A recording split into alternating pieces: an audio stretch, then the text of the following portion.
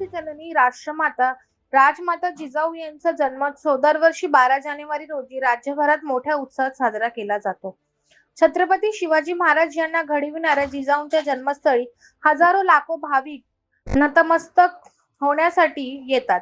जिजाऊंच्या मांडीवर बसलेल्या बाल शिवबाचे दर्शन घेत भक्त प्रेरणा घेऊन परततात. मात्र या जन्मोत्सवाला एक वेगळीच प्रश्न अनेक वर्षांपासून उपस्थित केला जात आहे. जिजाऊंच्या जन्मस्थळी त्यांच्या आई म्हाळसाबाई यांच्या कुशीत बाल जिजाऊंची मूर्ती उभारली जावी अशी मागणी सातत्याने होत आहे. असे कारण जसे शिवरायांच्या घडणीत जिजाऊंचे स्थान महत्वाचे आहे, तसेच जिजाऊंच्या जन्मकथेत आई म्हाळसाबाई यांचेही स्थान तितकेच महत्वाचे मानले जाते.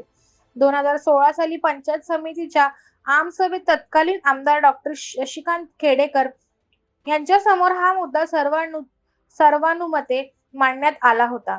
जिल्हा स्तरावर पाठपुरावा देखील करण्यात आला, मात्र हा विषय विधिमंडळात प्रभावीपणे मांडला गेला नाही अशी खंत व्यक्त केली जात आहे.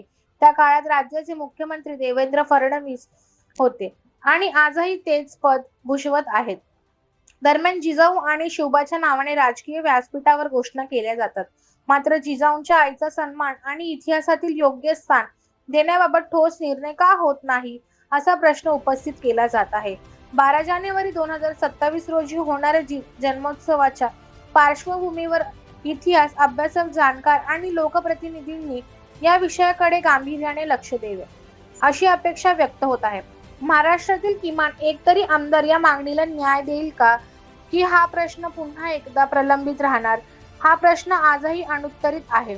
प्राईम मीडिया 24 साठी प्रभाकर मांटे, बुलढाणा.